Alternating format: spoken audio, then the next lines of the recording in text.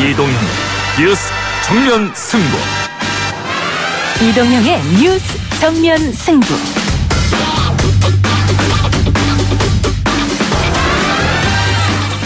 청취자 여러분 안녕하십니까, 이동형입니다. 이동형 뉴스 정면 승부. 오늘 준비한 내용부터 먼저 알려드립니다.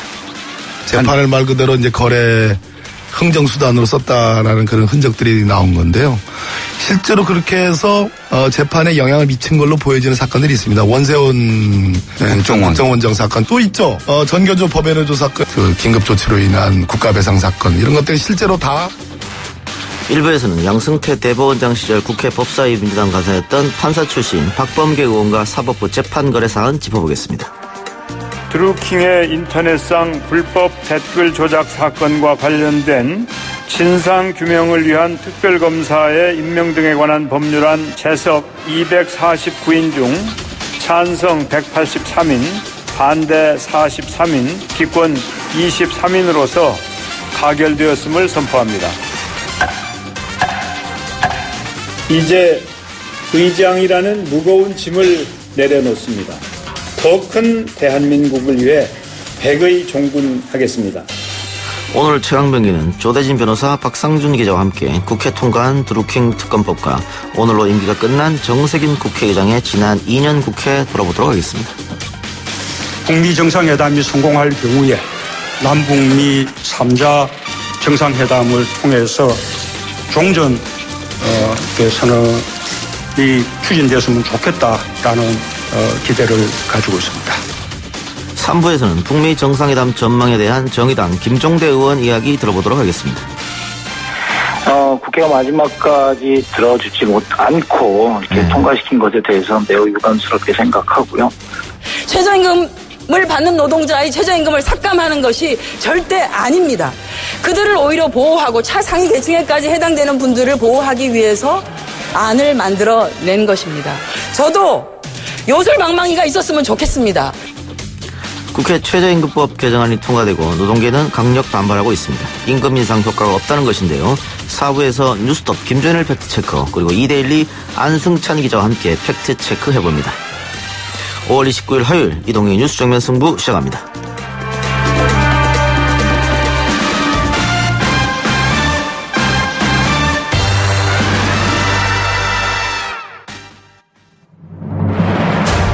이 작가는 독하다. 이 작가는 거칠다. 이 작가는 솔직하다. 이 작가는 눈치가 없다. 그는 할 말은 한다. 할 말은 한다.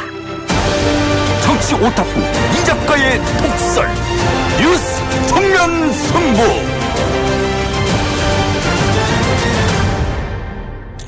양승태 대법원장 재임 시절 법원행정처가 박근혜 정부 청와대와 이른바 재판을 거래했다는 의혹이 큰 파장을 불러일으키고 있습니다. 김영수 대법원장은 검찰이 수사를 한다면 협조할 용의가 있다는 뜻을 내비쳤는데요. 판사 출신인 더불어민주당 박범계 의원과 함께 이 문제 짚어보도록 하겠습니다. 의원님 나와 계십니까? 네, 반갑습니다. 네, 반갑습니다. 네. 자, 양승태 대법원장 시절 재판을 미끼로 청와대와 딜을 했다. 국민들이 받아들이기 굉장히 어려운 부분일 것 같은데 어떻게 그렇습니다. 보세요? 예. 네, 지금 말씀하신 것처럼 받아들이기 어려운 정도를 넘어서 예. 과연 우리나라가 법치주의 국가, 민주주의 국가가 맞는지에 대한 근본적인 회의를 들게 하는 대형 사건입니다. 예.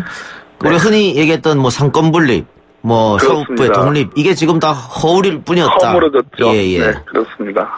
자, 그러면 궁금한 게 하나 있는데요. 네네. 상고법원이 도대체 뭐기에 양승태 대법원장이 이걸 하고 싶어 했을까?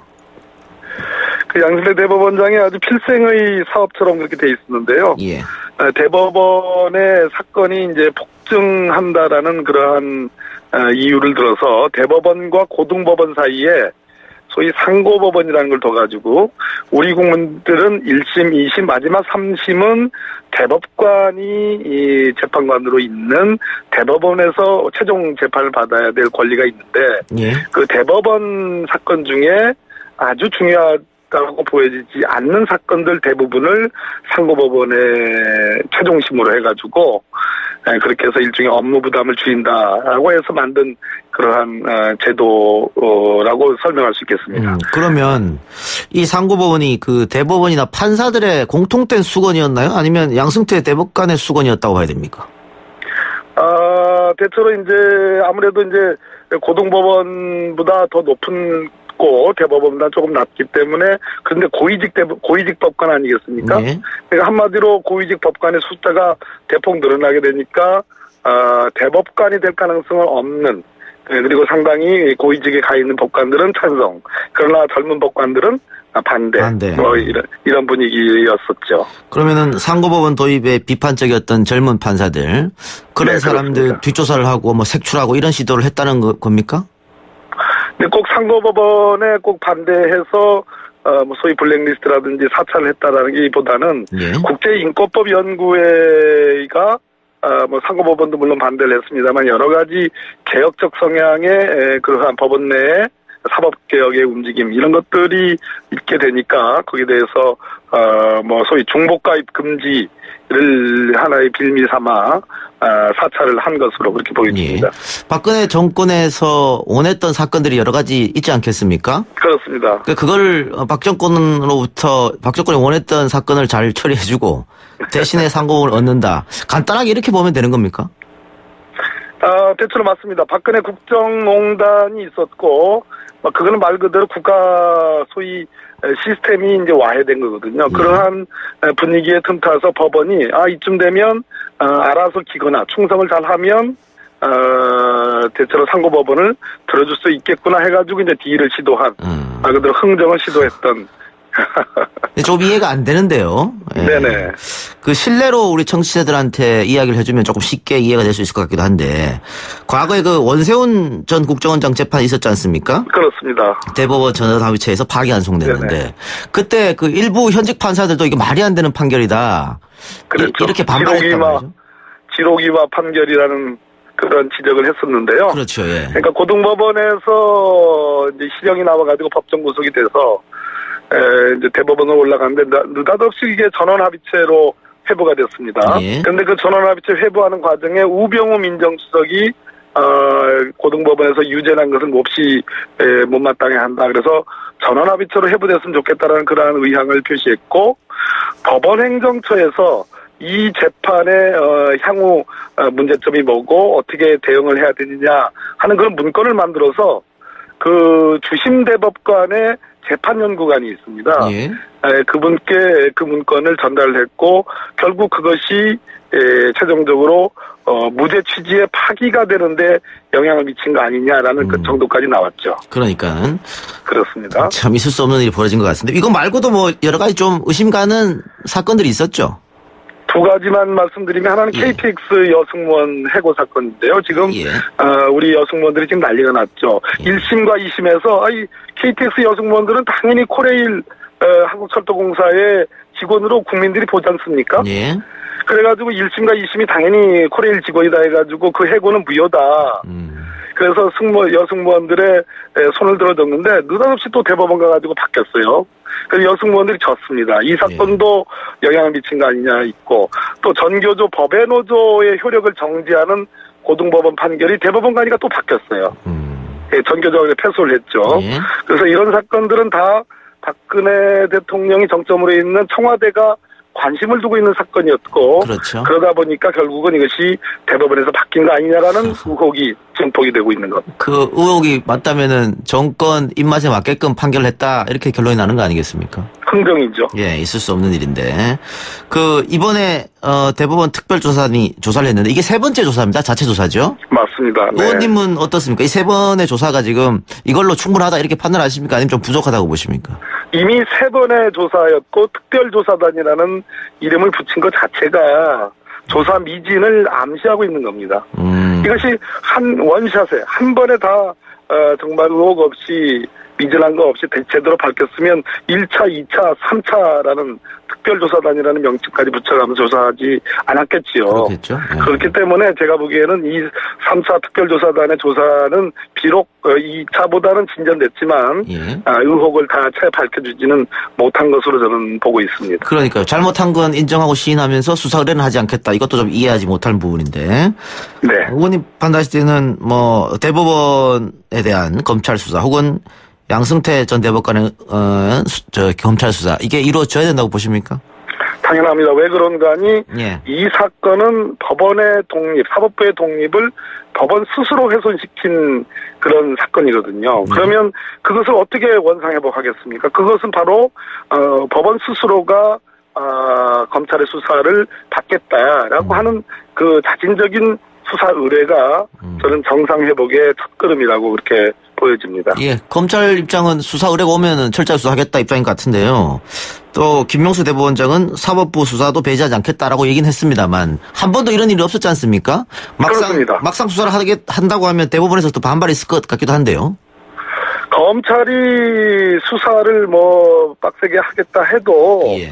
어차피 압수수색이라든지 여러 가지 물적인 수사를 해야 되는데 그게 다 영장 발부를 법원이 하잖아요. 예. 판사들이 하잖아요. 예. 그런데 왜 법원 스스로가 불법이 아니라고 단정하고 수사 의뢰에 대해서 좀 머뭇머뭇거리면 어떻게 그 영장이 발부가 되겠습니까? 예. 그래서 수사 의뢰를 자진해서 해라. 김명수 대법원장께서 하시는 것이 사법부 독립을 위해서도 바람직한 일이다. 이런 생각을 합니다. 그러니까 수사 의뢰를 하지 않으면은 양승태 전 대법원장 같은 경우에 강제 조사할 방법이 있겠느냐 실질적으로 그런 의문도 있어요. 당연합니다. 네. 뭐 1차 서면 조사를 했다고 하지만 이게 서면 조사가 될 일이 아니고 과연 이러한 좀 치명적인 문건들 정말 창피하기 이를 데 없는 이런 문건들이 대법원장께 보고되고 대법원장의 최종 결재를 받았는지가 핵심이라고 보여지기 때문에 전 대법원장에 대한 수사는 불가피한 거 아닌가 하는 생각이 듭니다. 예. 그런데 또 한편에서는요. 검찰이 수사에 들어가도 직권남용 혐의에 대해서 입증이 쉽지 않을 것이다. 이런 이야기가 있던데 의원님 생각은 어떻습니까? 문건 중에는 그 국제인권법연구회 내에 소위 이제 작은 모임이 있는데요. 그 인사문과 하는 그런 모임이 있는데 회원들 판사들에게 선발성 인사나 해외 연수에서 불이익을 부과한다는 그런 표현이 있습니다. 예.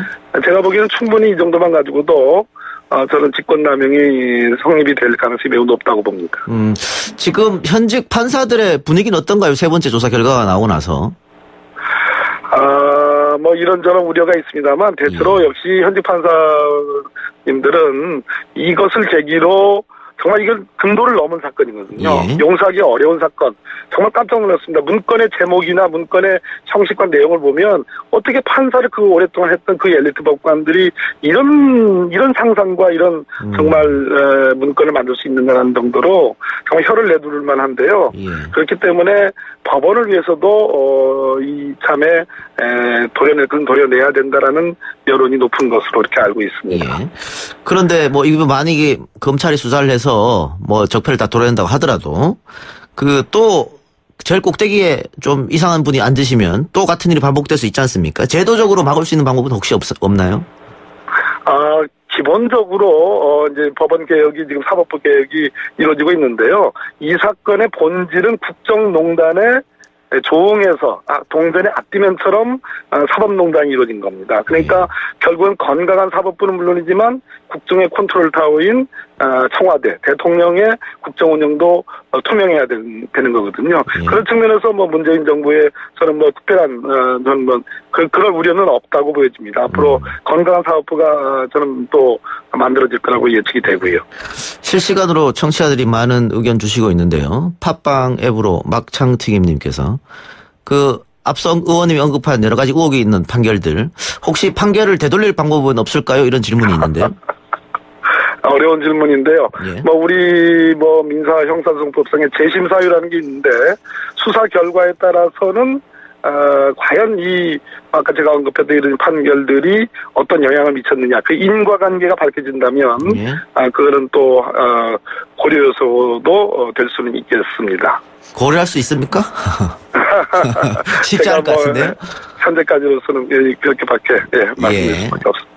알겠습니다. 의원님, 오늘 뭐 보도도 여러 차례 보고 하니까 문재인 정부 1년 지나서, 지금 뭐 각종 내부 인사를 개편한다 이런 얘기도 있던데 차기 법무부 장관으로 이름이 좀 오르내리더라고요? 아유, 이 작가님. 네, 거두어 주십시오. 그냥 여쭤본 거예요. 질문을 거두어 주십시오. 거둬드릴까요? 네, 알겠습니다. 감사합니다. 뭐 소임이 맡겨지면 열심히 하시면 되지 않습니까? 거두어 주십시오. 알겠습니다. 자, 그러면. 너무 오랜만이다. 반갑습니다. 네네네. 우리 의원님께서 그동안 뭐 사법부 개혁, 또 검찰 개혁 관심이 많으시는 분인데, 문재인 정부 1년 들어서 원했던 개혁이 이루어지고 있다고 보십니까? 이것이 뭐 하루아침에 1년 만에 될 것 같으면 지난 20년 동안 왜 안 됐겠습니까?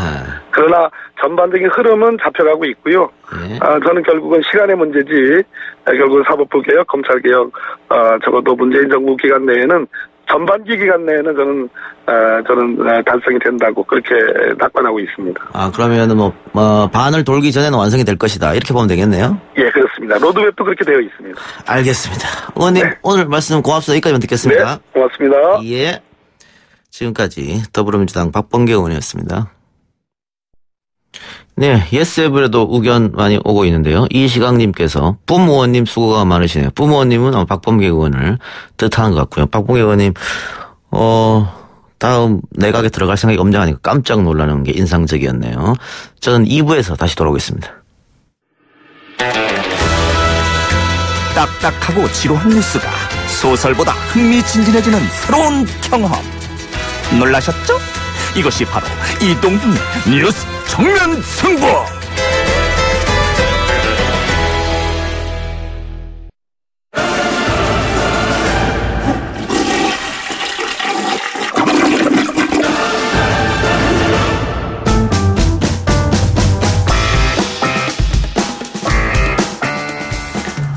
이동의 뉴스 정면 승부 최강 병기 코너 시작하겠습니다. 오늘도 조대진 변호사, 한국일보 박상존 기자 나오셨습니다. 어서 오세요. 안녕하십니까. 네. 오늘 문재인 대통령이 주재한 국무회의에서 드루킹 특검법이 의결됐다고 합니다. 뭐 수사 범위라든가 특검 임명 절차는 우리가 다 알고 있으니까 다시 말할 필요는 없을 것 같고요.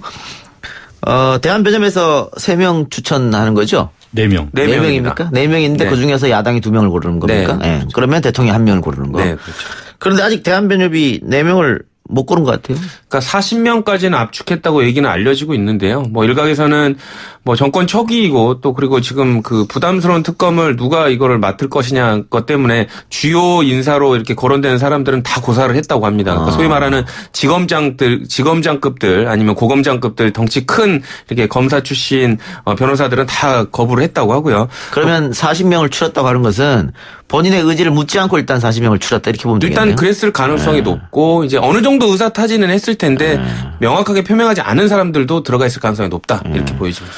그래서 쉽지 않는다. 방금 그런데 조대진 변호사가 정권 1년밖에 안 됐잖아요. 네. 그래서 부담감이 있을 거라고. 네. 뭐 어떤 부담감을 얘기하는 거예요? 아니, 검찰은 뭐 아시다시피 국민들 다 아시다시피 정치적인 조직입니다. 그렇기 때문에 저는 뭐 변호사를 하고 있지만 검찰이 순수한 의도로만 수사한다고 보지는 않습니다. 그렇기 때문에 어떻게 순수하게 수사를 해도 의심받을 수 있기 때문에 그런 부분 때문에 부담스러운 것이죠. 그러니까 심지어 제 경험이 지난번 최순실 특검 때 그때 이제 야당이 지금 더불어민주당하고 국민의당이었거든요. 그래서 그 두 당이 이제 그 특검 후보들을 찾느라고, 그러니까 제가 나중에 듣기로는 원내대표들하고 이제 막 인맥을 동원하고 밤에 집 앞에 찾아가가지고 사정도 하고 했었대요. 근데 그런데도 특검을 하겠다고 섣불리 나서는 사람이 많지 않았거든요. 그때도 심지어 정권 말기고 그때는 사실은 최순실 특검은 솔직히 웬만하면 누구든 다 하고 싶어 할 텐데도 쉽게 이제 그 특검을 맡겠다고 하지 않았을 상황이니까 이번에는 어떻게 보면 변호사님 말씀대로 상황이 더 쉽지 않죠. 특검을 맡겠다고 할 수 있는. 변협이 조금 잘해야 될 것 같은 게 이제 일각에서 보도에 나오는 걸 보면 변협에서 추린 뭐 그 특검 대상자 중에 최재경 전 민정수석, 최재경 전 검사장도 들어가 있거든요. 아, 그래요?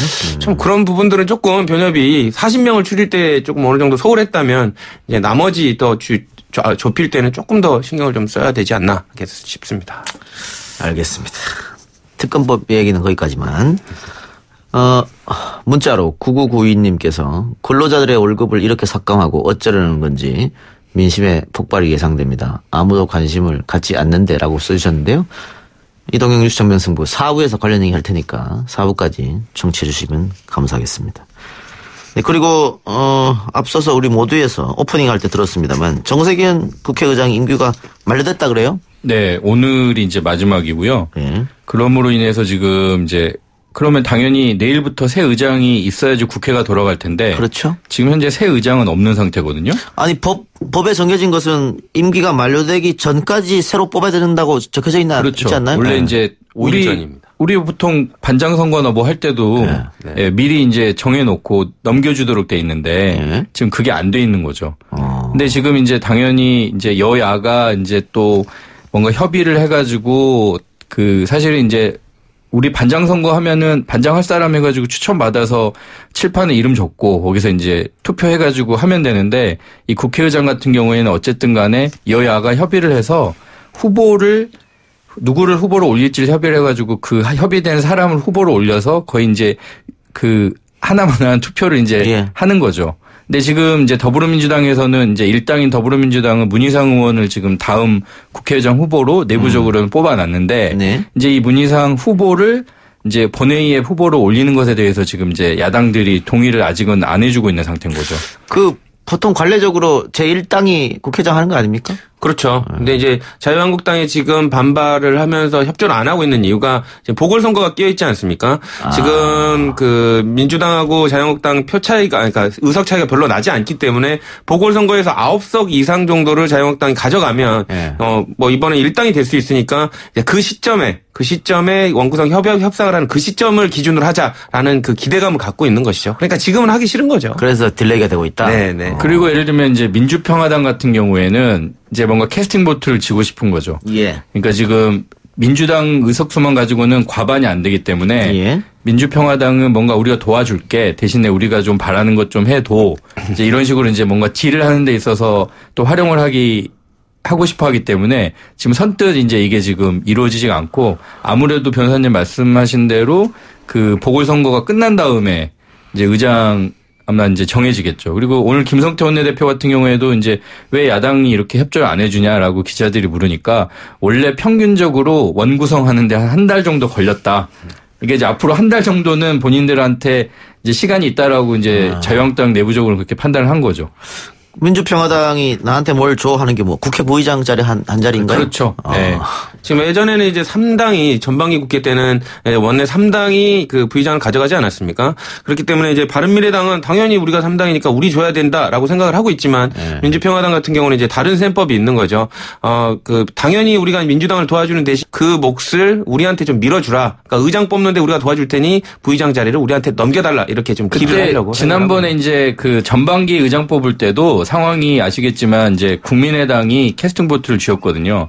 그래서 사실은 원래 예전으로 돌아가면 양당이 이제 의석수를 대부분 차지할 때는 원내 1당이 의장 그리고 또 부의장 자리 하나 그다음에 원내 2당이 부의장 자리 하나 이렇게 나눴거든요. 근데 당시 이제 국민의당이 당연히 부의장 자리를 요구를 했고 그래서 박주선 의원이 국회 부의장 자리에 이제 앉게 됐죠. 네, 이번에는 지금 이제 어떤 식으로 이게 또 정리가 될지 왜냐면 이제 또 바른미래당도 있고 하니까. 그렇군요. 네. 그리고 저는 문희상 의원이 됐다길래 당연히 국회의장 되는 줄 알았더니 또 안에는 또 속내가 또 다 각 당 간의 속내가 좀 다르군요. 네. 문희상 의원 같은 경우는 지금 이제 재수생이죠. 왜냐면 이제 상반기 의장 할 때 지금 오늘까지 의장이었던 정세균 의원하고 그 당내 경선에서 이제 경쟁을 했는데 안타깝게 이제 2등으로 떨어졌거든요. 그러니까 이번에는 이제 재수 끝에 지금 이제 당내 후보는 일단 됐고 다시 이제 본회의에 올라가야지 의장을 할 수 있게 되죠. 그럼 부장 임기는 오늘 만료됐고 부장 임기들도 다 오늘 만료입니까? 그렇죠. 전부 다 만료됐습니다. 그럼 국회 어떻게 합니까? 그러니까 그 국회 사무총장이 이제 일을 대행을 해야 된다라는 얘기는 있는데 사실상 뭐 그게 이게 표면적인 아주 그 외형적인 단순한 일만 대행을 하는 것이고요. 대행이란 말이 좀 어울리지도 않을 것 같아요. 그래서 업무 처리 정도로 봐야 될 것 같고 사실상 국회는 지금 마비됐다고 봐도 될 것 같습니다. 좀 자유한국당에서 6월 국회 열자 뭐 이런 얘기도 있던데 더불어민주당에서는 그 방탄국회 아니냐. 그렇죠. 반대하고 있죠. 그러니까 이렇게 국회에 관련된 부분들 아주 필요한 원구성에 관련된 부분도 협조를 안 하고 있으면서 굳이 국회는 빨리 여는 이유가 무엇이냐에 대해서 되게 의구심을 갖고 있는데 이유는 하나라고 지금 민주당에서는 생각을 하고 있는 거죠. 이제 권성동 의원에 관련된 체포동의안에 관련된 부분을 그러니까 체포를 막기 위해서 회기를 여는 그런 꼼수를 쓰고 있다라고 지금 비판을 받고 있습니다. 회기 중에는 의원을 체포할 수 없다. 불체포 특권. 그것 때문에 그렇게 네, 그렇죠. 민주당이 반대하고 있다. 그렇게 반장이 없는 상태에서 지금 학급 회의도 해야 되고 반을 운영하자고 지금 나선 꼴이죠. 사실. 그래요. 어쨌든 정상현 의장의 임기는 만료됐는데 그러면은 정 의장은 이제는 평의원으로 돌아가는 거네요. 평의원으로 돌아가고 그 뭐 딱 이게 의무사항은 아니고 지켜야 될 사항은 아닌데 관례적으로 이제 국회의장을 맡았으면 그게 이제 국회의원으로서는 이제 마지막 역할이고 이제 다음 총선 때는 나오지 않는 게 이제 지금까지의 관례죠. 그 말 그대로 정계 은퇴잖아요. 맞습니다. 네. 국회의장 했으면은 명예롭게 물러난다. 네. 정 의장도 그런 입장을 내비쳤습니까? 본인이 내비치지 않았는데 사실 이제 이 앞에 의장이었던 정의아 의장이 전 의장이 갑자기 의장을 마치고서 그때 이제 뭐 정계배편 소용돌이에서 뭐 그때 기억나시겠지만 뭐 큰 텐트 작은 텐트 나오면서 정의아 의장도 나도 텐트 하나 칠래 막 이렇게 나오면서 그때 다들 여의도가 발칵 뒤집혔고 아니 이분이 왜 이러실까 해서 분위기가 좋지 않았고 결국 나중에 이제 마음을 접었죠. 출마하지도 않았고요. 근데 이제 정세균 의장도 아마 뭐 또 출마한다고 하면 이제 일단 당내에서부터 아유 왜 그러세요 막 이런 이제 또 얘기들이 나오겠죠. 논란이 있을 것이다. 네. 대통령 나가면 안 됩니까? 그건 되죠. 그건 됩니까? 네. 국회의원만 안 되는 거죠. 국회의원만. 하여튼 법으로는 상관없는데 관례상 그렇게 왔다. 그렇죠. 네. 후배들한테 이제 또 자리를 이제 좀 양보하는 그런 아름다운 모습을 바라는 거죠, 다들. 정세균 의장이 이제 훌륭한 정치인이시고 뭐 이렇게 존경받아야 되지만 국민의 그 정치적 피로도도 좀 생각을 해주셨으면 좋겠어요. 뭐 야당뿐만이 아니라 여당도 그렇고 이제 국민들은 좀 새로운 인물을 좀 원하는데 언제적 사람들이 아직까지 뭐 7선, 8선 이렇게 하고 있으면 국민들은 힘들어할 수가 있으니까. 그리고 일부에서는 사실 정세균 의장이 그러면 임기 동안 하신 게 뭐냐라고 얘기를 하는데 뭐 대표적으로 어쨌든 박근혜 전 대통령 탄핵 할 때 그 탄핵을 결정을 하고 이제 선언을 한 게 이제 정세균 의장이고. 그렇네요. 사실은 그 국회 지형이 정세균 의장만큼 쉽지 않았던 경우가 드물죠. 왜냐하면 원내 1당하고 2당의 의석수가 거의 비슷하고 그다음에 또 3당도 있는 데다가 그러니까 회의를 해야 될 사람은 많고 목소리는 많고 그리고 그 중간에 또 어쨌든 정권 교체도 이루어졌고 하다 보니까 여러 가지로 뭔가 모여서 얘기를 해서 뭔가 합의를 하려고 해도 국회의장으로서 제시할 무슨 협상 카드도 없고 그리고 이제 원내 1당 2당은 서로 이제 몸집이 비슷하니까 의장의 말은 안 들어먹고 그러니까 정말 아마 정세균 의장이 속이 그냥 엄청 탔을 거예요 아마. 네. 여소야대의 어떤 뭐 그런 점이 있었겠죠. 그렇죠. 국회의장으로서. 알겠습니다. 그러면은 뭐 차기 의장단 선출은 지방선거 이후로 미뤄진다. 이렇게 보면 되겠네요. 뭐 당연히 그럴 것 같고요. 뭐 아무리 빨리 하더라도 뭐 어쨌든 야당인 자유한국당이 대표적으로 협조를 해야 될 텐데 지금 야당인 자유한국당이 지금 응하지 않고 있기 때문에 여러 가지 셈법상 지방선거 이후에나 이제 본인들의 패가 확정된 뒤에 이제 협상에 나설 것으로 보이고요. 뭐 일각에서는 지방선거 이후더라도 뭐 오히려 이제 국정감사 10월 전까지도 합의가 안 돼서 원구성이 지체될 것이라는 이런 우려까지 있어서 조금 협조를 빨리 하는 모습을 국민을 위해서라도 좀 보여줬으면 좋겠습니다. 그래서 지금 또 얘기가 나오는 게 아까 저희 잠깐 얘기 나눴지만 그 드루킹 특검 같은 경우에 그 후보 추천을 이제 대통령한테 후보 추천을 할 수 있는 주체가 바로 이제 그 국회의장이거든요. 근데 국회의장이 지금 없으니까 그러면 추천을 누가 하느냐. 그러니까 이제 이게 지금 또 그것 때문에 시간이 또 지체될 그 요소가 이제 되는 거죠. 그렇죠. 네. 이렇게 되면은 국회 상임위 원구성 협의. 이것도 안 되는 거잖아요, 그러면. 그렇죠. 그렇죠. 지금 원래 보통 상임위를 열게 되면은 각 당에서 국회의원들을 어느 자리에 같이 배치하지 않습니까? 또 국회의원들이 나는 여기 가고 싶소, 저기 가고 싶소 얘기도 하는데 그것도 지금 정리가 안 됐다고 하니까. 그러니까 당 차원에서는 아마 이제 지금 원내대표들이 있으니까 원내대표들하고 이제 각 의원들 사이에 이제 뭐 서로 이제 나 여기 가고 싶어요. 아니면 너는 이번에 여기 가. 뭐 이런 식의 지금 이제 내부적인 의견 조율들은 이루어지고 있을 텐데 그걸 이제 드러내놓고 어쨌든 그것도 결국 여야가 협상을 해가지고 뭐 어느 상임위에 몇 명, 그다음에 여기 의장은 누가 맡고 이런 걸 또 협상을 해야 되기 때문에 그런 게 이제 가시적으로 드러나는 거는 시간이 좀 걸리겠죠 아무래도. 알겠습니다. 어쨌든 오늘이 국회 개원 70주년이라고 하는데 후반기 국회 시작부터 개점 휴업 상태다. 이렇게 보면 되겠네요. 네. 좀 문제가 좀 있다. 이렇게 보고. 일각에서는 10월 국감 전까지 국회가 정상화되지 않을 것이다. 그건 좀 너무 나간 것 같죠? 아닙니까? 뭐 그 정도까지 놀면 진짜 네. 세비 다 반납해야 될 것 같고요. 네. 그 지난번에도 뭐 세비 반납한다는 뭐 의원 장담을 했던 의원들은 되게 많으신데 지금 실제로 반납하신 분은 또 한 두 분인가밖에 안 되더라고요. 그러니까 언행일치가 되는 의원님들 좀 되셨으면 좋겠습니다. 네. 알겠습니다. 다른 얘기 한번 해봅시다. 그 전에 예스 앱으로 이묘경님께서 시사 퀴즈 코너 만드는 것과 상품으로 이 작가님 책이 좋겠다고 건의했더니 정말 그 의견을 받아들여 주셨네요. 청취자와 소통하는 이동영의 정면승부 짱입니다. 또 팟빵 앱으로 몬테베르드님, 소통왕 이 작가님 응원합니다. 여러분들이 원하시면 모든 걸 다 해드린다 이렇게 말씀드리고. 책은 지금 남아서 쌓여있지 않나요 지금? 네, 창고에 가득가득 있습니다. 자, 그 청와대 김우겸 대변인이 이례적으로 이례적이죠. 예, 네. 조선일보와 TV조선 보도 관련해서 대변인 논평을 냈습니다. 네. 대단히 엄중한 시절인데 기사 한 꼭지가 미치는 판이 굉장히 큰데 조심해서 기사를 좀 써달라. 그렇죠. 예. 뭐 주의, 경고, 양해 뭐 이런 의미일까요? 부탁이죠. 부탁? 오죽했으면 저런 얘기까지 대변인 입에서 나오겠습니까? 사실상 그 조선일보나 TV조선에 관련된 보도들을 보면 막 가슴 졸이는 부분들도 많았거든요. 근데 사실상 그런 것들이 뭐 진실로 밝혀지더라도 조금 이렇게 안타까운 부분이 있었는데 뭐 허위 보도인 것도 되게 많았기 때문에 좀 자중해야 되지 않을까. 자, 일단은 청와대에서 밝힌 보도가 세 개 있었어요. 허위 보도라고 하는 게. 한미 정상회담 끝난 날 국정원팀이 평양으로 달려갔다. 두 번째, 풍계리 갱도 폭파하지 않았다. 연막탄 피운 흔적이 발견됐다. 세 번째, 북미 언론에 풍계리 폭파 취재비로 $10,000 요구했다. 요 세 가지를 콕 집어서 이야기했습니다. 같은 언론인으로서 어떻게 보세요?